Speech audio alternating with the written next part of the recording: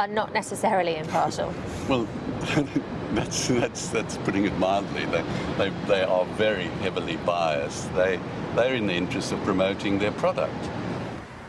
The sugar lobby is this huge, big, powerful thing that's got influence in everyone from the government to the teachers to the scientists to kids. It's getting us sweet tooth from a young age, so we want to eat sugar, constantly eat sugar, and we don't quite realise how bad it is. It was time to meet the Sugar Bureau, but they weren't keen to meet me. Since they wanted us to keep up our sugar intake, I wanted to make sure they were eating their share.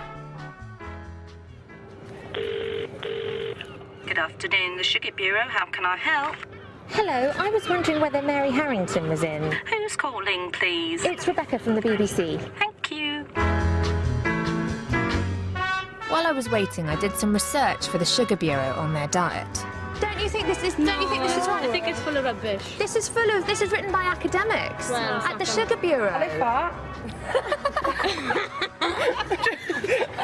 Why would they be fat? This is low fat. No, it's not. That is full of you eat it. I want to see you eat this. Eat that, go on. Eat that. Eat it all. Eat it. So what's wrong with too much sugar? Too much sugar, it's just, I think it's the kill of the 21st century, really.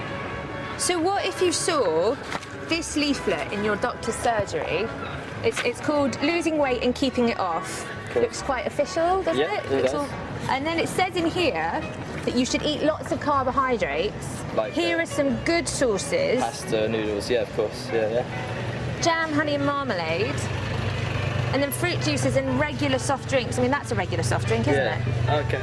Would you drink that if you were on a diet? See, I'm kind of in two minds now because you're telling me different stuff. Oh, he didn't take that much convincing. Clearly there was a market for the Sugar Bureau diet. Hi, I'm afraid I'm getting no answer at all. They must have went out. Do you think if I wait outside their building, they'll eventually come out and say hello to me? Oh, I don't think so. You don't think so? No. Okay. Okay then, bye. There had to be another way. Hello? Is anyone in the Sugar Bureau today? Do you fancy coming down and having a quick chat? Just wanted to ask you about your fabulous Sugar Bureau diet, whether it really works. Trying to slim for a wedding here. Just want some answers. Your diet is amazing. It goes against everything I believed before. But they really didn't want to talk to me. I'll just put them here.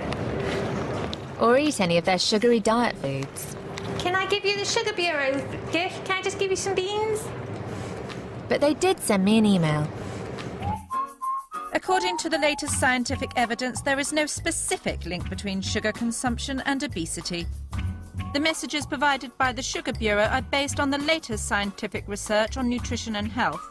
This research has been carried out by independent experts in the field and is published in peer-reviewed scientific journals.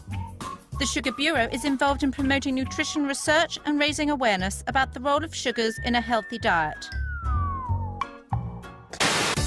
Dieters, if you're hooked on sugar, don't despair. Keep on eating it and watch those teeth drop out. You're bound to lose the weight then.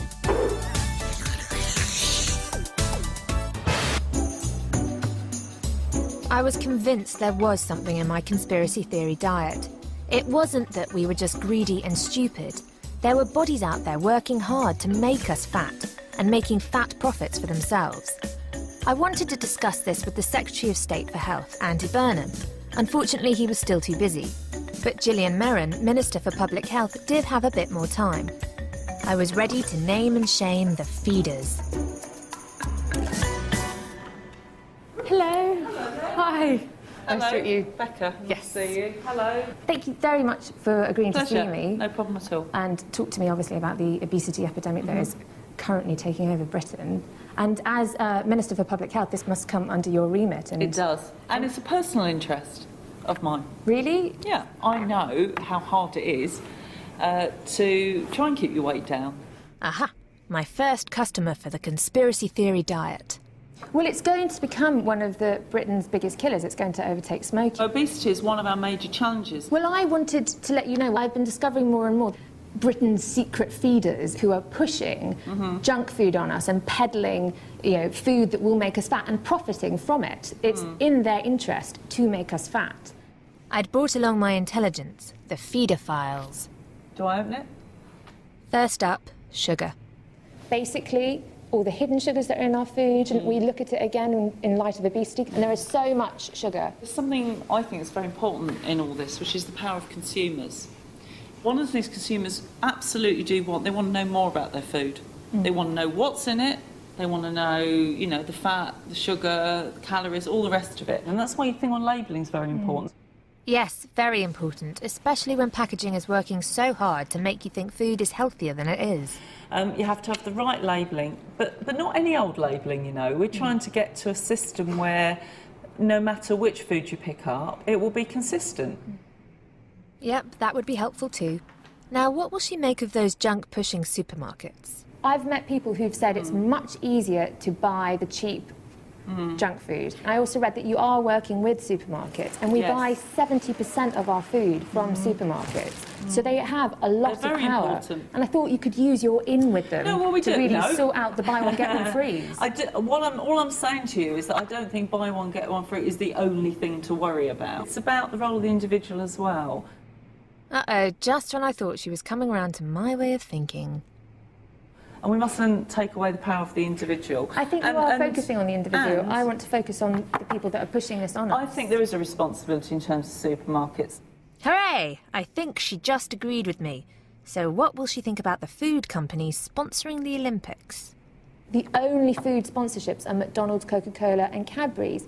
Don't you think that's a mixed message? I mean, they're getting a halo effect, as it were. I'm not sure they're getting a halo effect, I have to say. It's not that any one of those products should be demonised. It would just be unreasonable, and I think people would kick up quite a lot if we did do that. But it's about us all knowing that if we have a bottle of this or a burger of that, it's X calories, it's X sugar, X salt, whatever, and I will take that into account. Great, if you're immune to those carefully crafted, expensive adverts. Why settle for silver?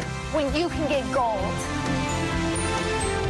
You could look at it another way, you know. You could look at it that isn't it good? That they're using their profits to support something as fantastic as the Olympics. And aren't we clever to have got them to put their hands in their pockets?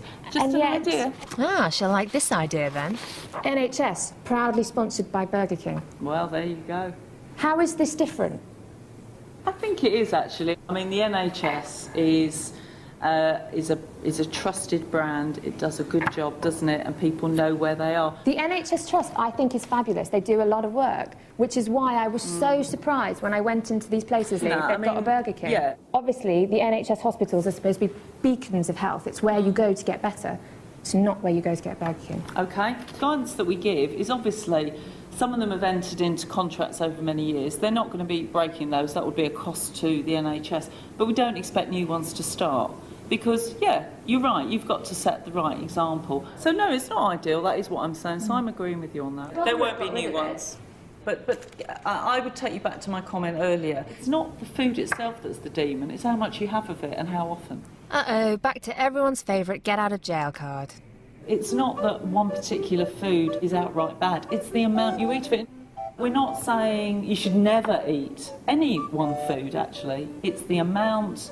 It's about balance, isn't it? Everything's about balance. You need to remember we are individually responsible. Thank you very much. Nice to meet you. Very and nice to thank meet you. OK. Thank you. Thank you. Bye. We'll put the room back. So even though she agreed with me that the supermarkets were pushing cheap crap and the hospitals really shouldn't be selling junk food, it seems the Public Health Minister was leaving the weight of responsibility on our shoulders. And bums. And tums. And thighs. And that bit just above your jeans, in my case. But don't despair. The Conspiracy Theory Diet DVD is coming soon. On sale in selected NHS hospitals. Right beside the Burger Kings.